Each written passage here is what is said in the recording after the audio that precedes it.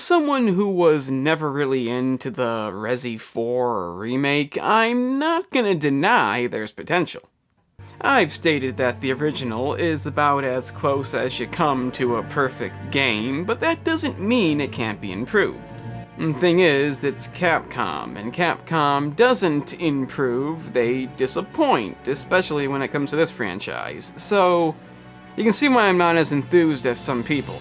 The two previous remakes were both disappointing in different yet equally stupid ways. You can check out my last video on this game to know why. And for that reason, and many others, I can't justify being excited for this. That being said, even if the game isn't as good, that doesn't mean it can't improve on some simple, and in this case, obvious things. Most of which can't really be considered flaws, but again, the game is somewhat old, and advancements have been made. I'm not gonna go as far as to bring up tank controls, to me that's a given, but there are things that I wouldn't be surprised if Capcom blatantly ignored. I do want to clarify that I still stand by this game being a disappointment, despite what will be IGN's automatic high score, because they seem to really like these. But the potential for something good is definitely there. I have little faith they'll find it, so why not point out what that is and see how close they can get. Here are 5 things the Resident Evil 4 remake should definitely change, assuming they give a damn. I'll make it cheap for you. A lack of replayability. Oddly enough, the original game kind of lacks replayability. Aside from Separate Ways, and Simon Ada, and Mercenaries, and countless remasters, and VR, and just being real damn fun, but aside from that stuff, there's not a huge reason to replay it. Are you out of your fucking mind? This issue mainly comes down to a lack of difficulty and things to collect. I'll start with the latter, as it mainly ties into both things, that being the collectibles, which in this case are treasures that aren't exactly hard to find. Simply purchase the treasure map for a minimal fee, and that's kind of it. Everything will be automatically shown to you by bringing up the map, making it practically impossible to miss anything.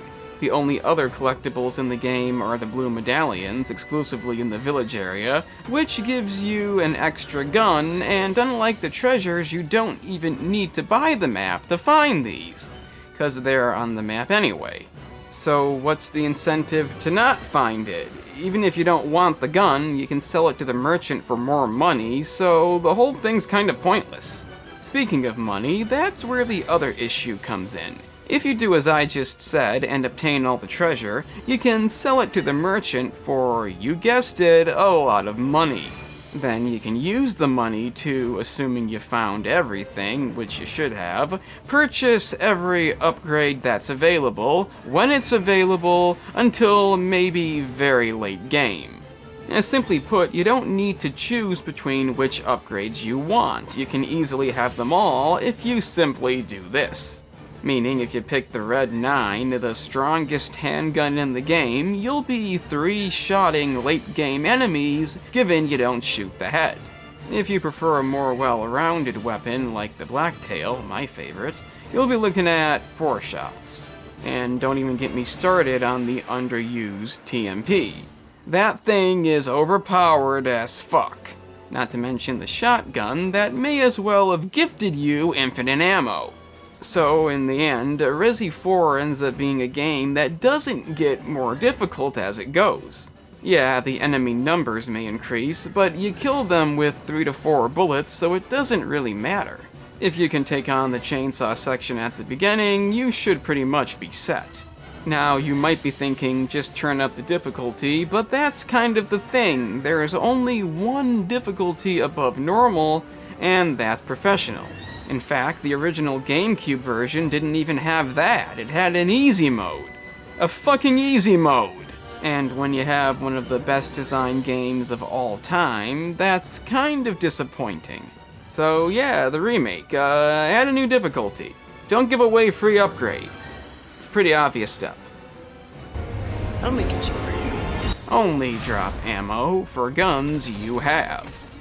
This may be the least important thing that I mention, but depending on how you play, it could be problematic. As mentioned previously, the TMP is a fucking beast that'll mow down enemies with little effort once you get it fully upgraded.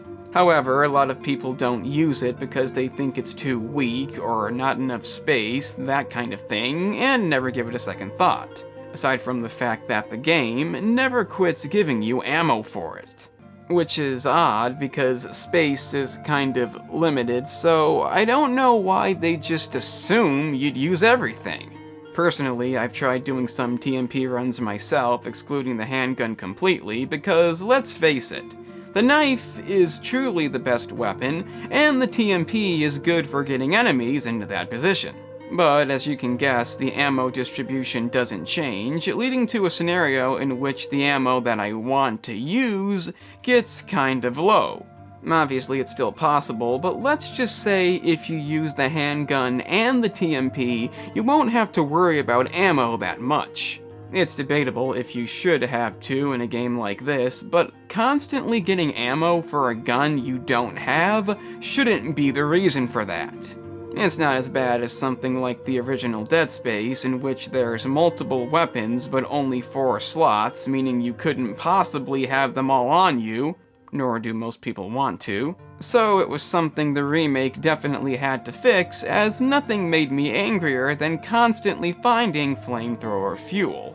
In the case of Resi 4, it's not that big of a deal, I'd probably just use both guns anyway, but you shouldn't be hindered for it. It's not a deal breaker, but hopefully they'll realize this. I'll make it cheap for you. Hidden difficulty setting. So, I'm gonna admit, this one kind of pissed me off. Capcom came to the realization that people would enjoy the game a lot more if they didn't get stuck on a section for a long time. To decrease the odds of this happening, a hidden difficulty setting was introduced, in which constant failing would drive the difficulty down, and playing real good would drive it up. Essentially, a level system in which the highest level of normal is the lowest level of professional, and vice versa. An example of this would be the infamous water room, in which the archers disappear after 1 to 2 deaths. If you're just playing on normal, I can see this, but if you're playing on professional, which as previously mentioned is the only hard difficulty, the odds are you want that hard difficulty. Yeah, the water room is unfair and hopefully not in the remake, but regardless, I don't want the challenge toned down without my say-so. I've heard a lot of people say it's a good thing, but I just don't agree, because 1 to 2 to 3 deaths, and I can't really say I beat the game on professional. Well, kind of, but you get the idea. It makes me feel better. Let's just leave it at that. This feature was carried on to Resi 5, and likely others, because at the end of the day, it leads to the player being more satisfied. Problem is, as they should have expected, people have noticed this, and at least some aren't happy about it. Hopefully, they'll do the right thing and let us choose which difficulty we want, along with more than 2 of them to choose from. Or they'll just give us 1 mode above normal and pull the exact same shit. Given that there is a demographic that wants it, I'm afraid I'm gonna have to make that my prediction. I'll make it cheap for you. Enemies throwing shit. So now we have the controversial issue of complaining about something that technically makes the game harder. I'm not talking about dynamite enemies, they at least provide entertainment by blowing themselves up, and the archers, despite not being fun, do serve a purpose. But the basic run-of-the-mill dickhead who hides amongst the crowd and commonly throws blades at you is unfortunately not good design. This is partly due to the fact that they can infinitely do this. I would appreciate the fuck out of a game that didn't allow that, but also it's just not a fair mechanic.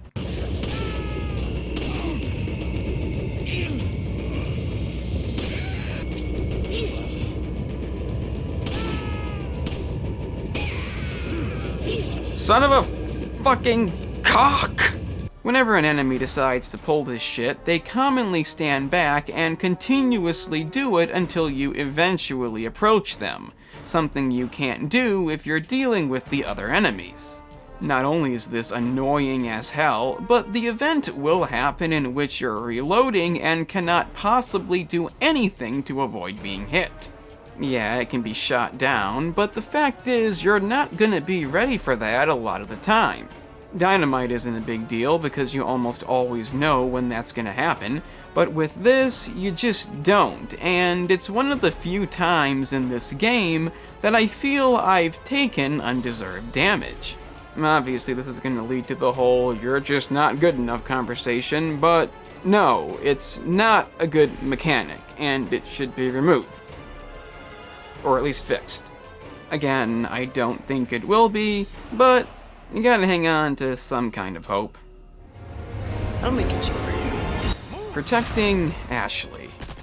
It is odd that one of the most critically acclaimed games of all time has you protecting somebody for a good amount of it. A universally hated feature in any game, yet necessary to the game's plot, you might be wondering, how do you even fix it?